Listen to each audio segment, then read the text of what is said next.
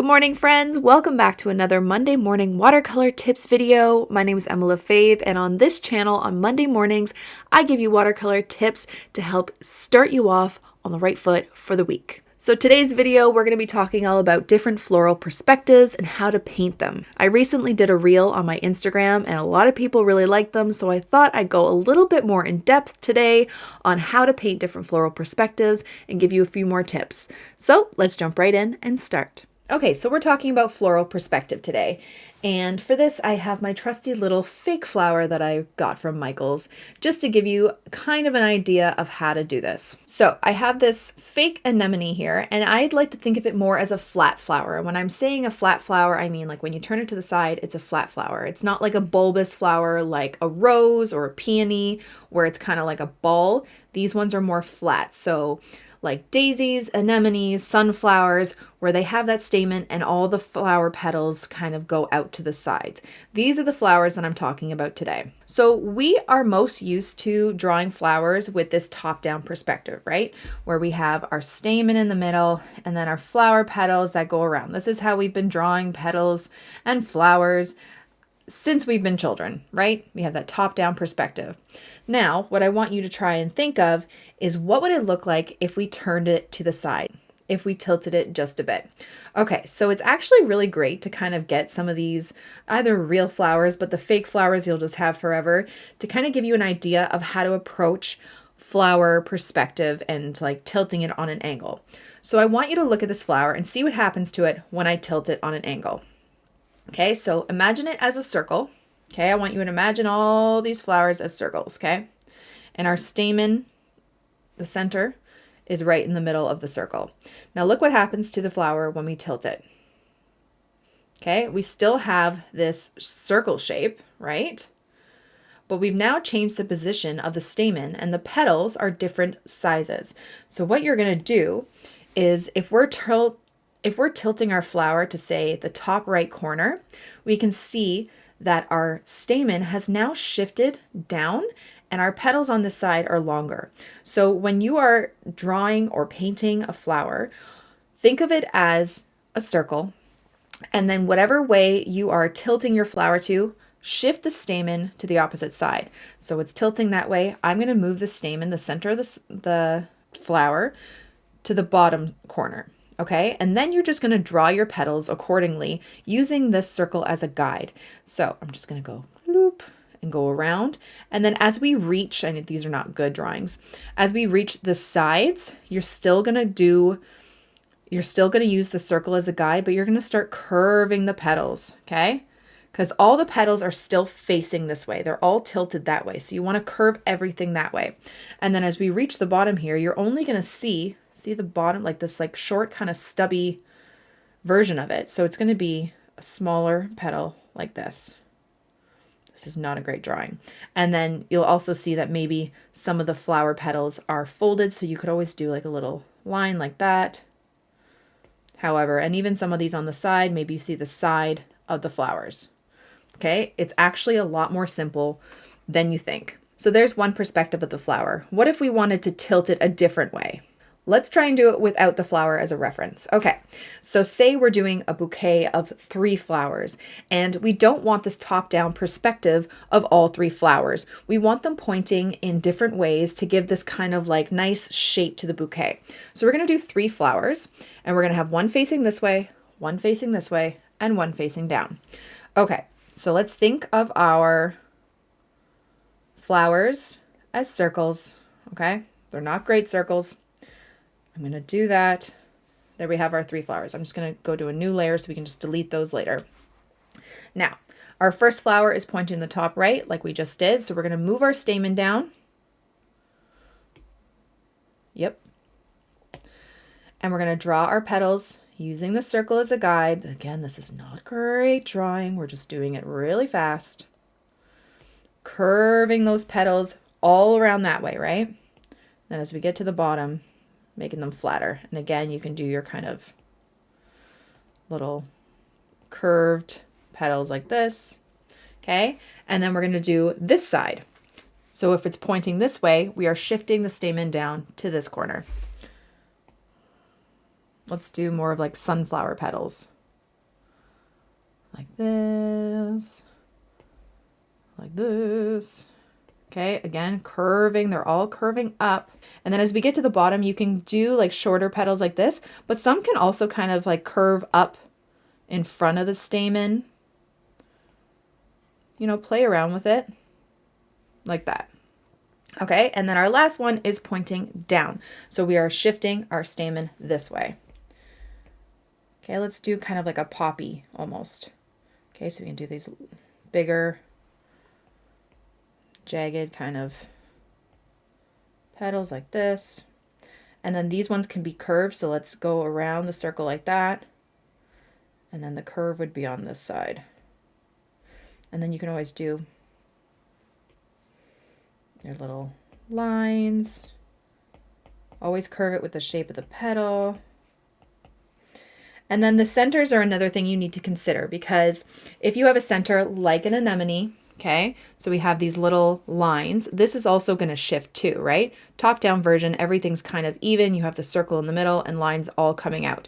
But if we tilt it, you all of a sudden see longer lines with the dots at the top, and you just see the dots on this side. So for this one, let's try, pretend that's the anemone. Okay, our dots, or our lines would be going this way. You'll see longer lines. Okay, same kind of deal as the petals with the dots at the top. And then as you move around, you won't see the lines on that side. So you're just going to see kind of like the dots and maybe shorter lines. Same kind of concept. Okay, same thing as over here. If it has this kind of center, whatever flower you're doing. Okay, longer on that side, shorter on this side. So you might see like tiny little lines on this side, but mostly just the dots like that. Okay, so let's take away those circle guides. And there you have flowers in 3 different perspectives. Now, what will also help this look a bit more realistic when you are painting it is adding shadows. If your petals are hitting less of a light, so maybe these shorter ones, they might be a bit darker, especially underneath where the flower curves up. So this part would be darker, and then the bottom part underneath might be a bit lighter. But try not to worry about that too much. Just focus on getting those flower perspectives. And then if you were doing this as a bouquet, I always just add my leaves coming out in between where the 2 flowers meet, like so. You can have some in here just kind of floating around. Nothing too crazy. Like this. Okay? Okay, so now that we've got that down, let's try and put it into some watercolor practice. Okay, here I have my Etcher Lab Cold Press Watercolor Sketchbook. I have my Emma Lefebvre and Craftimo brushes, and I have my Winsor Newton Professional Watercolor paints, and we're just going to dive right in. So, because we won't have those circle guides drawn here, we just need to kind of visualize it. So again, let's try that bouquet, but with watercolor. We're going to have 1, 2, 3. So our first one is going to be pointing this way. And if you'd like, you can start by making that stamen with little dots with your brush, okay? So let's do kind of like an oval shape, because it would be a bit flatter. And then remember, if it's pointing this way, you're going to have the longer petals on this side, shorter on this side. So I'm just going to grab my color, and I'm going to start doing longer petals on this side. And then as we go around the sides, we're curving them. They're all curving this way, facing this way. Okay, just using our C curves and our pressure stroke. Curve it around. They get shorter as they curve around as well. And then as we get to this side, they're short. You don't have to worry too much about the pressure stroke. Just kind of make these short little petals like so. And it looks like it's tilted. All right. And then I always like to add just a bit more darkness to the center. Like that, just to add a little bit of depth. Okay. And then let's do one to this side. Okay, let's try that sunflower that we tried with our sketching. So if you want to, you can do your little guide here with your dots of your stamen, a bigger stamen for the sunflower. Remember, it's going to be pointing this way, so we need our longer petals on this side. Okay, longer petals. And try with the sunflower to not have them too rigid and stiff, all going one way. Give your petals a little bit more movement. Curve them a little. Okay. And then they're going to start curving around the side, getting shorter. Okay, we're imagining that circle. And then as we get to this side, they're going to be shorter, but they can also, like I said, you know, go in front of the stamen a bit, like they're flipped up. And those petals, I mean, it's kind of hard to grasp because they just look really funny. Sorry, I just turned down my lights a bit. But I'd even say don't worry too much about these petals. The way I do florals, they are loose, okay? We're not doing something detailed and realistic. So don't worry too much about it. Have these little curved, smaller, shorter petals on this side and worry more about this and then the detail in the center afterwards, okay?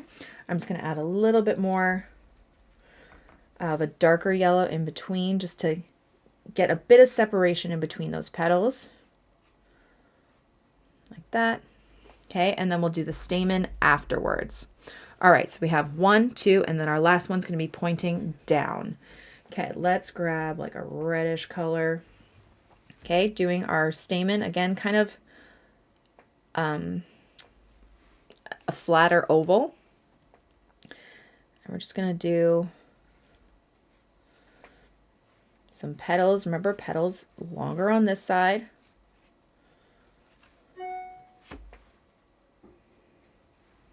And then they're curving around, getting shorter and shorter, like so. Okay, and then we can add our darker bits into where it almost meets the stamen, like so. Okay, and while these are still wet, I'm going to add some of the leaves, and then after they're all dry, we will add in the stamen. Okay, so I'm just going in between those flowers. Remember, this is loose, and I like kind of when they bleed into the leaves just a bit. It's more my style. If you don't want it to bleed, you can always wait for it to dry. Depends on what kind of style you like for your flowers. And then also when you're doing a bouquet like this, I would have the leaves kind of curving around the flowers, not sticking straight out, but kind of curving around. And then in here, you don't need to see full leaves. You can just kind of add some of that greenery, a little bit of white space until you get out here. You can add a little bit more. Like that. And then sometimes I like to go back in, just add a little bit of darkness to the base of my leaves, like that. Okay, so now let's let this dry and then we will come right back. Okay, so now our flowers are dry. We can add in those centers. So I'm going to start with my sunflower here. I'm going to add some burnt umber. I'm going to go around those petals that are kind of sticking up.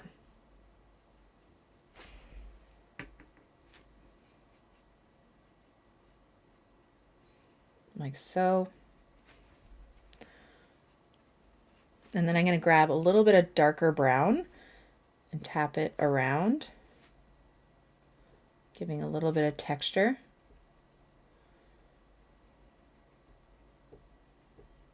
Like so. Okay, and then these ones, I'm going to add a yellow center. So I'm going to start off with a cadmium yellow for both. Now, if you want it to be a bit more opaque, you can always add a little bit of white, especially to do those little dots. Because remember, that's really going to help make it look a bit more tilted as well. And watercolor is quite transparent, so we're not going to see them as well unless we make it a bit more on the opaque side. So you can always use white ink if you have it, or even some white watercolor, just adding a little bit will help. I'm going to add a little bit of white ink to mine. So I just have this Dr. P.H. Martin's Bleed Proof White. I really like it. I'm going to add it to my yellow. And I'm going to do, remember the longer bits on this side with the dots up here. Actually, you can even do, if you're doing an anemone, you would do a darker a darker center. Okay, and then as we get to the side, the dots are closer to the center like that. Okay, and then sometimes just to make it look a little bit more, not detailed, but just give it a little bit more depth, I'll add a darker yellow to the base here. Actually, let's make this bottom one more of an anemone. Anemone, that's such a hard word to say sometimes. And I'm going to make it a darker center, so I'm just going to grab some Paynes gray, just so you can see it a little bit better. Okay. Then again, the same way, the longer petals are on the side, so the longer little lines are on the side. Curve it around the sides, and then just the dots at the bottom. You can do the little lines if you like.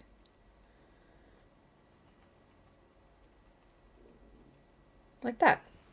And that just helps it look like it's tilting in that direction. And again, like I said before, you can always use a bit of shadow to help it along. So I'm going to grab just a little bit of the darker red again.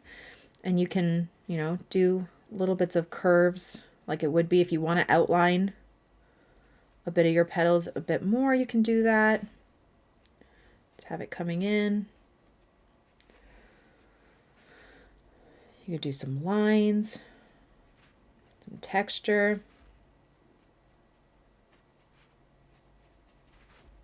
That also helps give it a bit of movement. It gives you a better idea of which way the petals are facing, especially with looser florals. Okay, let's do something like that with the purple as well. So these are folded up a little bit.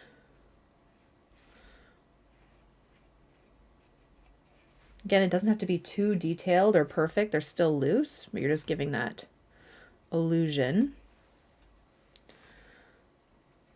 that they are folded up.